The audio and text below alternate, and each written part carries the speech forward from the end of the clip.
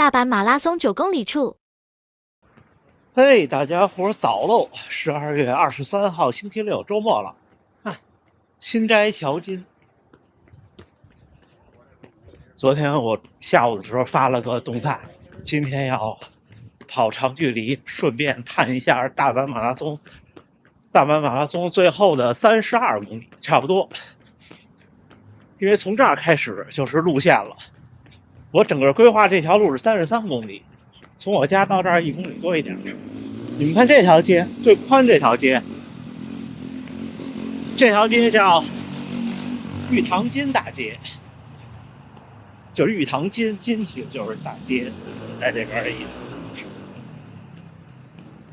这边比较宽的一条主干道。那天是从我现在的后边往我现在前面这么跑，我现在已经是在这条马拉松的路线上了，只不过比赛的时候是跑机动车道。也就是说到这儿差不多是10公里，就我现在应该已经跑了10公里了。今天弄不好跑到大阪城得坐地铁回去，但是就2站3站，因为跑到大阪城就33公里，我再跑回去有点远。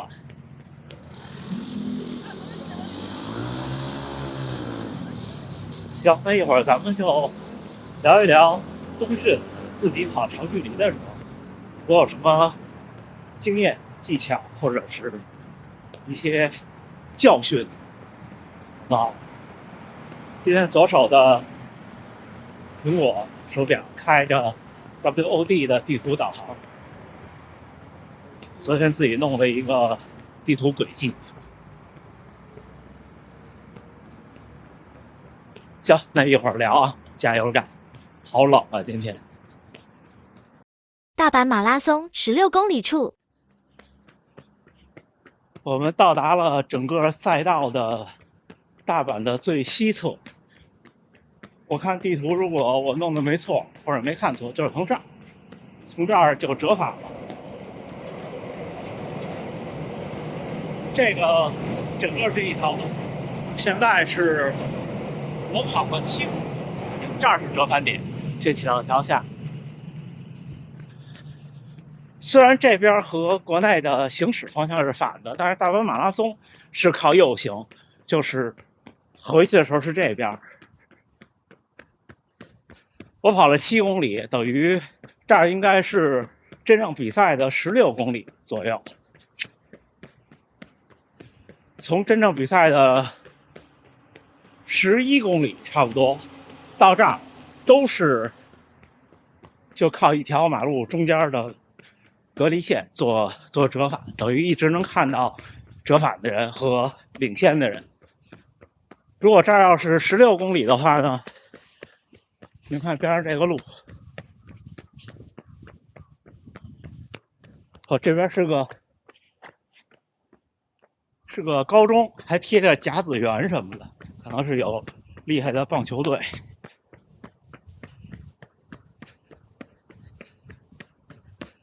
如果这儿是16公里的话，我跑到这儿可能是1个小时多一点点。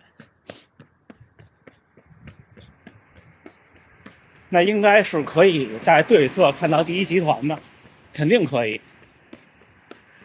因为在11公里之后就能看到对侧了。我跑到11公里的时候，对侧是不可能跑到20公里的，对吧？越短差距就越不明显。到时候争取给大家拍一拍。我现在就是原路折返，一会儿咱们再一起。因为一边看地图一边前进，有的时候会比较慢。冬天就这点不好，有时候就说手套可以用触摸屏，但是这种也不行。这是个迪卡侬的，我里边又带了2层手套，要不然太冷了。一会儿聊啊。大阪马拉松20公里处，小伙伴们，又回到了南波附近。现在前面是一个路口，这个路口要右过来，这一条路还是同一条路的对侧折返，就是这儿。大家可以看屏幕我想想哪边啊？屏幕左上角的地图，就是我今天的地图。看这条路也是挺宽的。比赛的时候也是靠右跑，跟这边的行车方向反着。就是我现在靠右向前，然后到前边到挺远的地方，再180度折返。到现在为止，已经有2个180度折返了，而且这2条路其实看着挺宽，但是对180度折返来说是不够宽的。今天特别冷，开始降温了。你们看我说180度的时候，这儿已经有点不受控制了。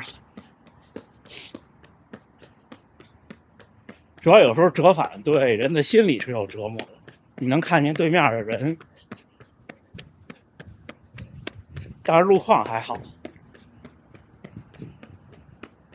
行，那一会儿到下一个标志点咱们再聊。大阪马拉松23公里处，很快就到了又要180度折返的地方了，就是前面这个路向左侧转弯的这个地方，就直接折返。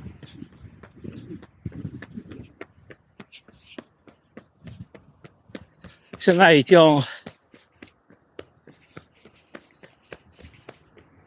我已经马上15公里，也就是说这是比赛的24公里啊，已经过了半程了，那就对，就是这儿。到比赛那天就是这样折返，你们看，这样。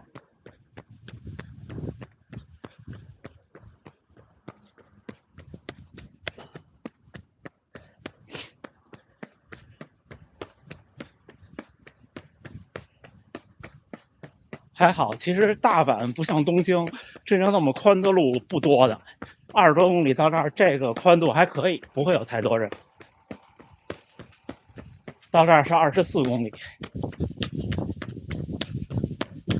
之后就还是原路返回。原路返回我忘了有多少公里了，刚才没看。也就是说，绝大部分在30公里之前都是能看到对侧的人的，不管您是什么配速。行，那一会儿下个标志点再见。一会儿就是我熟悉的路了，在那片都是庙的那条路折返，之后就是那个大坡。行，一会儿聊啊，加油加油！大阪马拉松29公里处，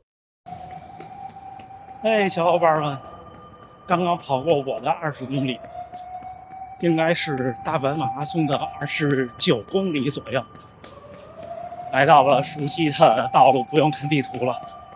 一会儿还得看，因为最后那几公里还不知道从哪儿拐弯。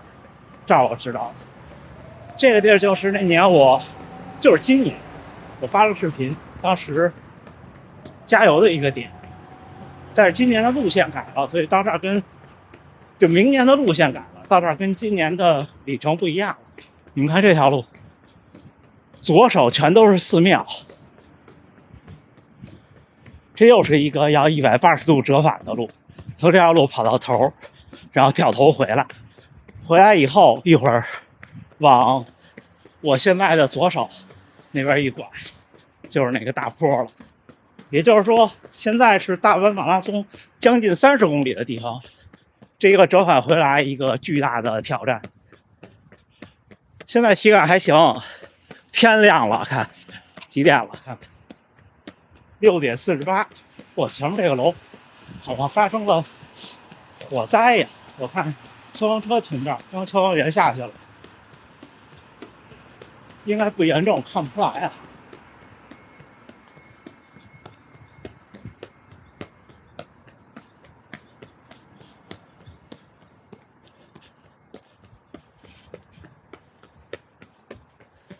我不知道这个折返有多远，应该挺近的，因为这条路没多长，一直跑到动物园前就是天王寺动物园。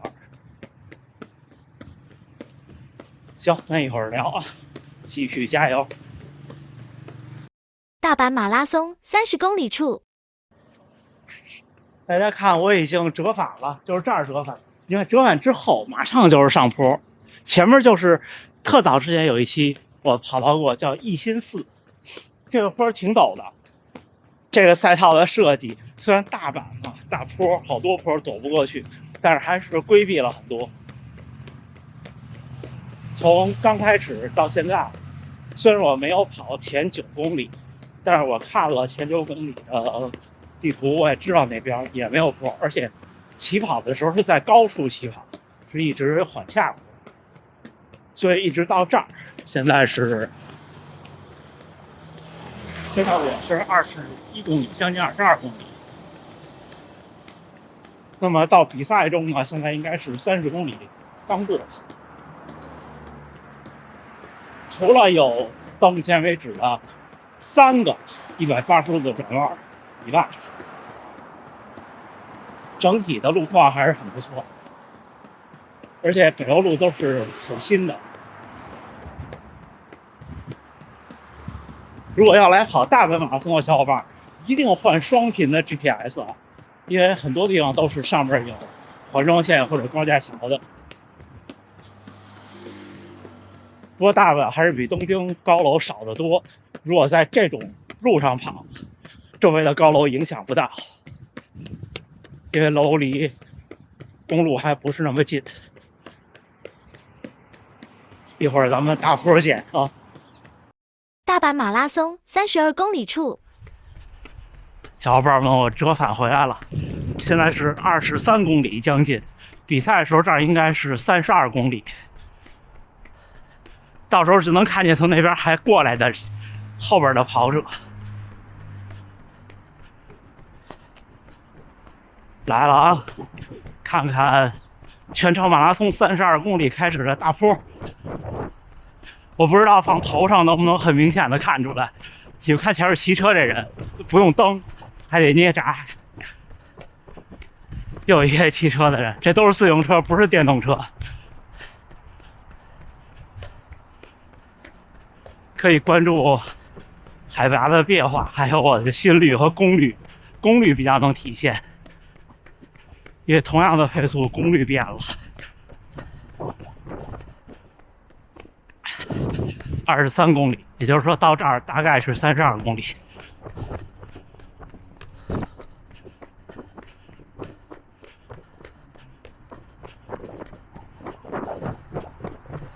还可以啊。这个坡跑完就坦途了，到时候就是跑这个坡，肯定是不能全力以赴，全力以赴肯定有问题，有可能抽筋儿。只要稳住，现在是4分42的配速，比赛的时候如果能到4分40以内，在这个坡就还行。这坡一共可能300来米。比我的目标配速慢60秒，1/3公里，那就是耽误了1/3个60秒，就是20秒。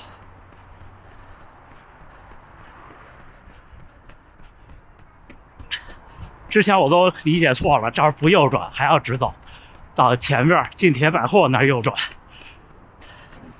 哇，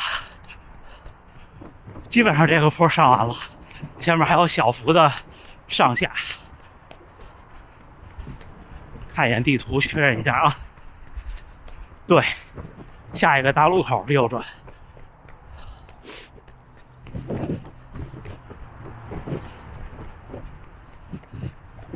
像不管冬天夏天，大家出来跑长距离，虽然我不补给，很多时候我不补给，就是不吃东西啊。夏天肯定要喝水，冬天就不喝水了。当然了，您如果不习惯的话，还是得喝。这个没有什么好与坏。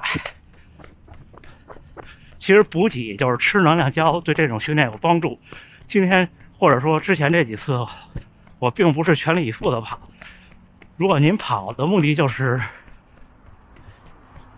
LSD 低速度耗时间的话，吃不吃都行。如果您有训练目标，比方说健加速，或者就本身就是那种测试，那一定要吃。不管你最后能不能顶下来，对你的运动表现有帮助，不差那100多千卡一个能量胶的热量。对减肥来说，真的，一般人1公里多就100多千卡了。看看啊，这儿右转，这儿还要绕一下，右转其实是远离大阪城的方向，它凑不够那么大的距离。到冬天就是不停的流鼻涕，没办法。好多小伙伴问，就是没办法。所以一般这种训练，就算我不吃，我也会带一个能量胶在兜里，以防万一。就是你千万别什么都不带。然后就是钱，像不管是高驰还是苹果，或者大多数运动手表，现在都能支付宝或者微信或者 NFC。但是呢，好多地方得是你扫它，这就特别的麻烦。就在国内，我说的是，要是在北京，像这边相对好一些，因为手表里有公交卡、西瓜卡或者是关西这边的公交卡，大多数或者所有的便利店都可以用，就是接触式支付 NFC 那种。所以我在这边就不用带钱，因为你买东西也是便利店，不会是别的地儿，超市也可以用。北京后来也有一些机器什么的，或者是便利店可以刷市政那个公交卡，也是 NFC。之后就是防磨，像冬天其实胸贴我觉得不太有必要了，就是容易磨裆，用防磨膏。因为有时候你因为这个造成你训练半途而废，其实是很沮丧的。夏天的话，就是胸贴最好也贴上。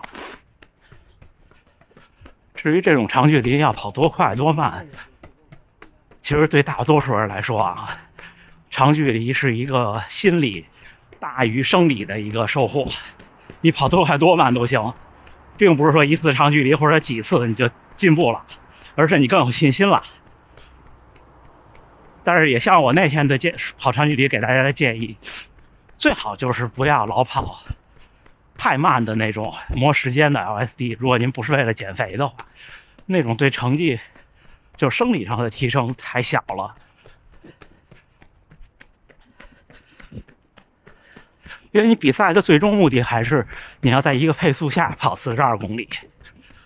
我的建议就是跑渐加速，这样呢，你总体的消耗和损伤没有那么大，到最后呢，你的速度又起来了，你能感受一下25公里之后30公里左右的维持一个配速的感觉。我老得看地图，应该就是前面的大路口左转。渐加速是个很理想的长距离方式，就是对生理上的能力的训练。因为你如果全力以赴跑30公里，那太影响训练节奏了。你未来的好几天、3、4天，你都不能很好的训练。但是你跑渐加速到最后再加起来的话，其实最多就影响第二天的运动表现。第二天轻松跑就好。这都是我的亲身经验。这儿左转。行，一会儿咱们快到终点的时候再开机啊！加油干！大阪马拉松41公里处，你们看，真的跑的时候是这儿，看见了吗？一个地下穿梭的通道。现在我已经跑了32公里，这儿应该是41公里的样子。也就是说，像波士顿最后的这一个下坡和一个上坡，我们体验一下啊。我平常这条路都跑左边的上边，你看那边真正要跑的比这儿还要陡一些，坡度还要大一些。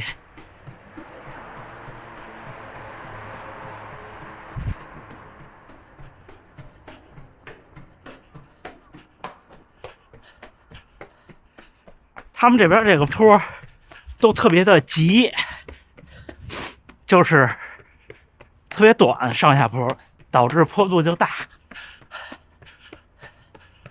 最后一个坡挑战完了，前面就直接进到大阪城了。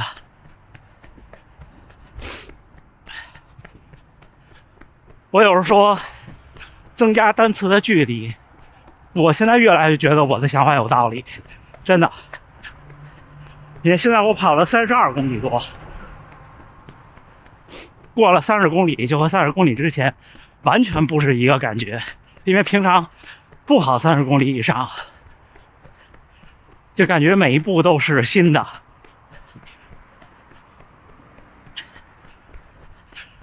一直跑到前面特高那栋楼，左手斜着就进到大阪城了。这是刚跑完步的人。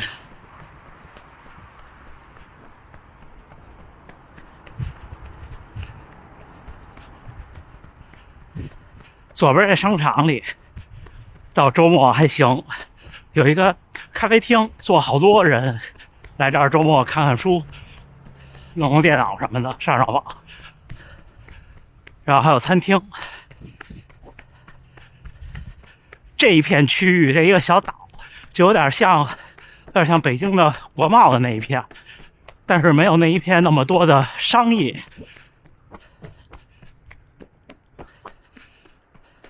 现在 CBD 那一片好玩的好吃的不少，回北京去吃汉堡。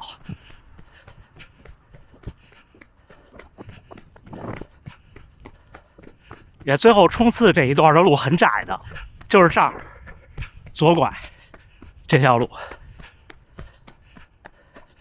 就这么窄。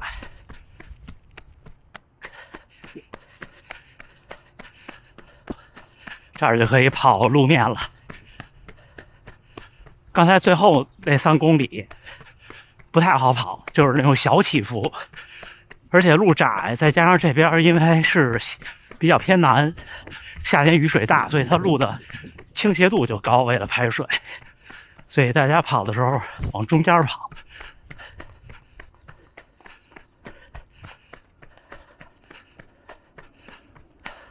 过这桥就进大阪城了。这还是一个微微的小坡，看正前方就是大阪城，看见没？然后这儿是一个90度的弯左转。到比赛那天，这些栅栏就都被去掉了。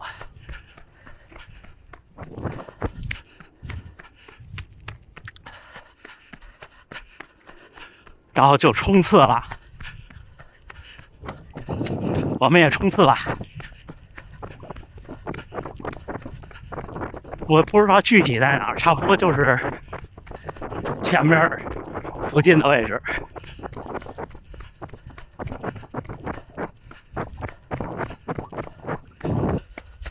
33公里多一点点，也就是说，差不多就是这儿了。再加上中间等红绿灯绕弯的距离，我估计差不多就是这儿。对，我想起来了，是这儿。每次拱门，他们有任何比赛，拱门都设立在这儿。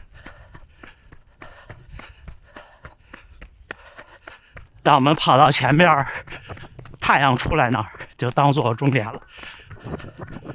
之后我慢跑到烘焙店那儿，坐地铁回家。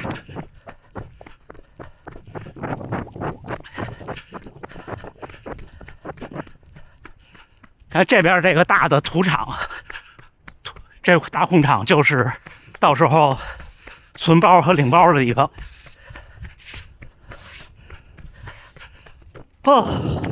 完成，还行哈。我没看最后冲到多少，大家看屏幕的数据吧。从这儿到地铁站还有大概600米，应该正好34公里。今天大阪马拉松后32公里的探路顺利完成。我们跑一条短点的路，我累了。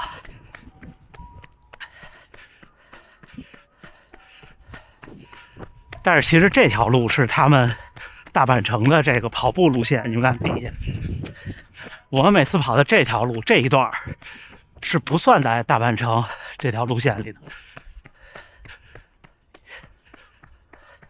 我也不知道原因是什么。行，那一会儿再聊了，加油干！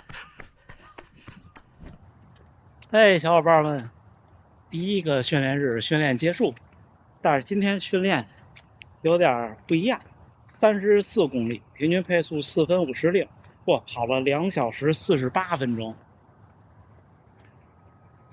还有8公里全马完成。如果按4分钟1公里的算的话，还有30多分钟，哇，那3小时开外了。今天一开始那段前10几公里一直在找路，就看地图，有时候红绿灯停下我也不停表。大家看我今天Strava应该能看出来，今天就是我说的，我一开始跑的比较慢，然后最后的7公里加速，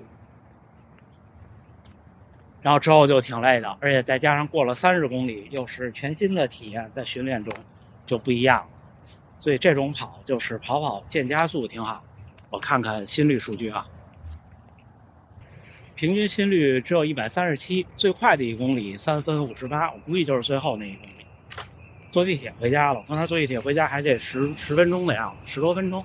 所以今天视频大家看到的肯定晚，抱歉了。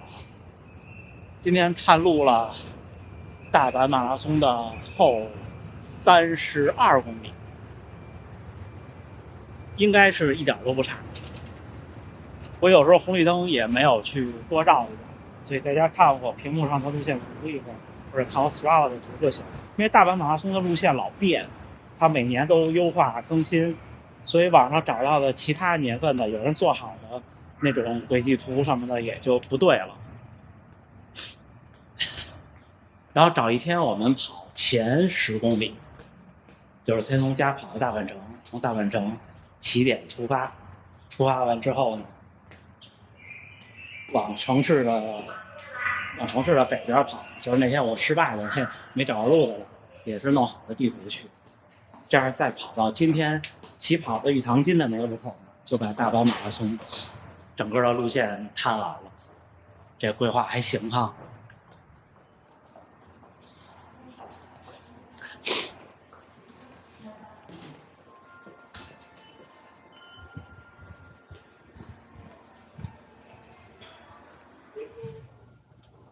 好吧，我已经在地铁站里了，车应该很快就来了。最后还是祝大家能努力生活，健康平安。我们努力加油冬训，尽量别受伤，努力别生病，好吗？我也努力准备这2场马拉松，回去赶紧吃早饭了。我们今天下午北京时间1点半直播见，好吗？那我们加油干，加油干！